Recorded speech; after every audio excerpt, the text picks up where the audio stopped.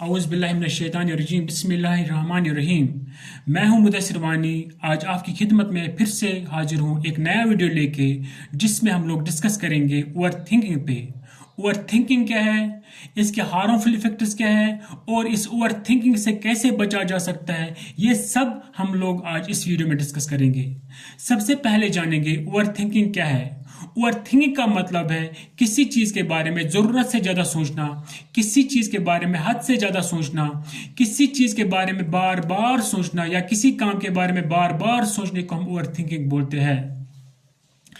अब इस over thinking के क्या क्या मनफी असरात, क्या क्या हार्मफुल इफेक्ट्स हमारे जिस्म और दिमाग पे पड़ सकते हैं। पहला हार्मफुल इफेक्ट यही है, जब हम लोग हद से ज्यादा किसी काम के बारे में, किसी चीज के बारे में सोचते हैं, सबसे इसकी वजह से हम लोग स्ट्रेस, डिप्रेशन या एंजाइटी डिसऑर्डर के शिकार हो सकते हैं। हम लोग सही फैसले नहीं कर पाएंगे और हम अपने प्रॉब्लम्स को सॉल्व भी सही से नहीं कर पाएंगे, क्योंकि जब हमारा दिमाग ऑलरेडी बिजी रहता है किसी और सोच में, तो हम लोग कैसे सही फैसले कर सकते हैं, तो हम लोग कैसे अपने मसले और मसाइल को हल कर सकते हैं। ये पहला हार्मफुल इफेक्ट है ओवर थिंकिंग का। दूसरा इसका हार्मफुल इफेक्ट यही है, इससे हमारे जिस्म में ब्लड प्रेशर लेवल बढ़ सकता है, इससे हमारी नींद खराब हो सकती है। नींद का न आना भी एक रीजन यही है कि हम लोग ओवर थिंकिंग करते हैं जब हम लोग बेड पे चले जाते हैं सोने के लिए। तीसरी चीज क्या है कि हमारा जो इम्यून सिस्टम है वो भी कमजोर हो सकता है, वो भी वीकन हो सकता है ओवर थिंकिंग की वजह से। क्योंकि जब हम लोग ओवर थिंक करते हैं, इस ओवर थिंकिंग की वजह से हमारे खून में एक हार्मोन रिलीज होता है जिसको हम बोलते हैं कॉर्टिसोल। ये कॉर्टिसोल इस वजह से रिलीज होता है जब हमारी बॉडी में स्ट्रेस बढ़ जाता है। यही कॉर्टिसोल हमारे इम्यून सिस्टम को कमजोर कर देता है, जिसकी वजह से फिर हमारा जिस्म बीमारी का अड्डा बन जाता है। हमारे जिस्म में बीमारियां आना शुरू हो जाती है, इन्फेक्शंस, एलर्जीज या बाकी बीमारियां हमारे जिस्म में आना शुरू हो जाती है। तो ये भी एक बड़ा हार्मफुल इफेक्ट है ओवर थिंकिंग का। इतना ही नहीं, बल्कि ओवर थिंकिंग से हमें क्या हो सकता है, हमारा जो एपिटाइट है वो भी खराब हो सकता है। यानी कि हमें भूख नहीं लगेगी। भूख क्यों नहीं लगेगी? हमारा दिमाग ऑलरेडी किसी और के बारे में सोच रहा है, किसी और काम के बारे में सोच रहा है। तो अब क्या होगा कि हमारे दिमाग तक सिग्नल्स नहीं जाएंगे, भूख लगने के सिग्नल्स, खाना खाने के सिग्नल्स। जब भी हमारी बॉडी को जरूरत होगी, जरूरत पड़ती है खाना खाने की, तो हमारे जिस्म सिग्नल्स देता है हमारे दिमाग को कि आपको खाने की जरूरत है। तब जाके हमें भूख लगती है। जब हम ऑलरेडी थिंकिंग में होते हैं, ओवर थिंकिंग में होते हैं, तो हमारे दिमाग तक सिग्नल्स नहीं पहुंच पाती है, जिसकी वजह से हमें फिर भूख भी नहीं लगती है और हमारा जिस्म लागर हो जाता है, कमजोर हो जाता है। अब जानेंगे, ये तो कुछ हार्मफुल इफेक्ट्स थे इस ओवर थिंकिंग के। अब इस ओवर थिंकिंग से कैसे बचा जा सकता है, इसके कुछ तरीके हैं, इससे बचने के कुछ तरीके हैं। पहला तरीका यही है, engage yourself in different activities. जब भी आपको लगे कि मैं ओवर थिंकिंग में ट्रैप हो रहा हूं, मैं ओवर थिंकिंग का शिकार हो रहा हूं, तो उस टाइम आपको एक्सरसाइज करनी चाहिए, आपको बुक्स रीड करने चाहिए, आपको स्टडी करनी चाहिए। आप कोई अनपढ़ है, वो पढ़ा लिखा नहीं है, वो पढ़ नहीं सकता है, तो उसको क्या करना, उसको एक्सरसाइज करनी चाहिए, उसको गार्डनिंग करनी चाहिए, ठीक है। उससे वो ओवर थिंकिंग से बच सकता है। दूसरा काम क्या करना है, जब भी आपको लगे कि आप ओवर थिंकिंग के शिकार हो रहे हैं, तो आपको प्रैक्टिस माइंडफुलनेस करना है।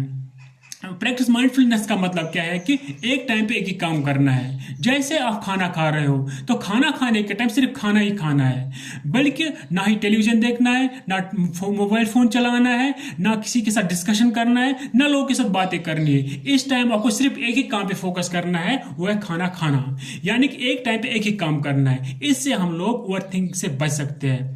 तीसरा काम यही है कि जो चीजें आपके कंट्रोल में नहीं है उनको छोड़ना है। जब आपके कंट्रोल में चीज है ही नहीं, कोई काम है ही नहीं, तो आप उसके बारे में क्यों सोचेंगे? जब आप उसके बारे में, उन चीजों के बारे में सोचेंगे जो आपके कंट्रोल में नहीं है, इससे भी आपका ओवर थिंकिंग का जो मसला वो बढ़ जाएगा। जैसे एग्जाम्पल से मैं आपको समझाता हूँ। एक बंदा है, वो फैक्ट्री बनाना चाहता है, लेकिन फैक्ट्री बनाने से पहले ही वो ये सोचता है कि अगर मैं फैक्ट्री बनाऊंगा, कल जाके कुदरती आफत आ सकती है, कल जाके कोई कुदरती डिजास्टर आ सकता है, तो मेरी फैक्ट्री तबाह हो सकती है, मेरी फैक्ट्री बर्बाद हो सकती है, मैं क्या करूंगा। इट मीन्स अभी तो फैक्ट्री बनी ही नहीं है, वो पहले ही उन चीजों के बारे में सोच रहा है, यानी कि जब डिजास्टर उसके कंट्रोल में नहीं है, जबकि कुदरती आफत उसके कंट्रोल में नहीं, वो अल्लाह के कंट्रोल में है। अल्लाह जब चाहे तो वो वैसे भी तबाह कर सकता है, उसकी अपनी मर्जी है, उसकी अपनी कुदरत है, वो कुन फायकुन है। तो ये मसला हमें ये नहीं सोचना चाहिए कि यानी कि उन चीजों के बारे में जो कंट्रोल में नहीं है हमारे।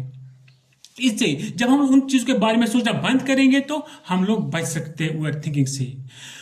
Face the fear and accept the outcomes, यानी कि फेस द फियर।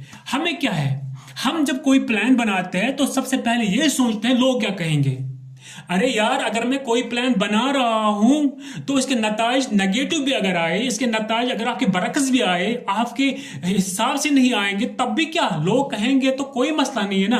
आप उस पर फोकस मत कीजिए, आप उस डर को आगे मत बढ़ने दीजिए, आप उस डर के साथ लड़िए। आप ये समझिए कि लोग क्या कहेंगे ये मत सोचिए आप, बल्कि आप अपने प्लान को एग्जीक्यूट करें, आप अपने प्लान को कायम करें, आप अपने प्लान को चलाएं। फिर नताइज क्या आएंगे, चाहे नेगेटिव आ जाए या पॉजिटिव आ जाए, उनके बारे में मत सोचिए। जब आप उनके बारे में सोचेंगे तो आप ओवर थिंकिंग करेंगे। जब आप ओवर थिंकिंग करेंगे, आप स्ट्रेस और डिप्रेशन और बहुत सारी बीमारी का शिकार हो सकते हो। तो बेहतर ही है आउटकम्स फोकस नहीं करना है। You have to focus on the plan, you have to execute your plan. What will be the outcomes, कोई मसला नहीं है, आउटकम्स कुछ भी आ सकते हैं, उस पर फोकस नहीं करना है। Last one but not least, हाँ आखिरी, इससे भी और भी बहुत सारे तरीके हो सकते हैं बचने के, लेकिन मैं आखिरी बता रहा हूं इस टाइम, वो यही है कि जब भी लगे कि मैं ओवर थिंकिंग कर रहा हूं तो हमें घर से बाहर निकलना चाहिए, हमें थोड़ा वॉक करना चाहिए, हमें घूमना चाहिए, ग्रीनरी में घूमना चाहिए, बागों में, जैसे कि सड़क पे घूमो, या घूमने का मतलब है वॉक करना है, वॉक, ठीक है। तो वॉक करो, लेकिन इसके साथ साथ आप कुदरती नज़ारों का लुत्फ उठाओ। आप ये देखो कि अल्लाह ताला ने कितने कितने खूबसूरत पहाड़ बनाए हैं, कितने कितने खूबसूरत पेड़ पौधे बनाए हैं। अल्लाह ताला कितना गफूर रहीम है, ठीक है। इन चीज़ों पे आप फोकस करो, ठीक है। तो अल्लाह ताला ने हमें क्या क्या नियामतें दी है, अल्लाह ताला ने हमें कितनी नियामतों से नवाजा है। जो हमारे पास नहीं है उसके बारे में सोचो मत, ठीक है। जो है उस पर शुक्र करो, उस पर अल्लाह पे राजी रहो, अल्लाह के दिए हुए पे राजी रहो।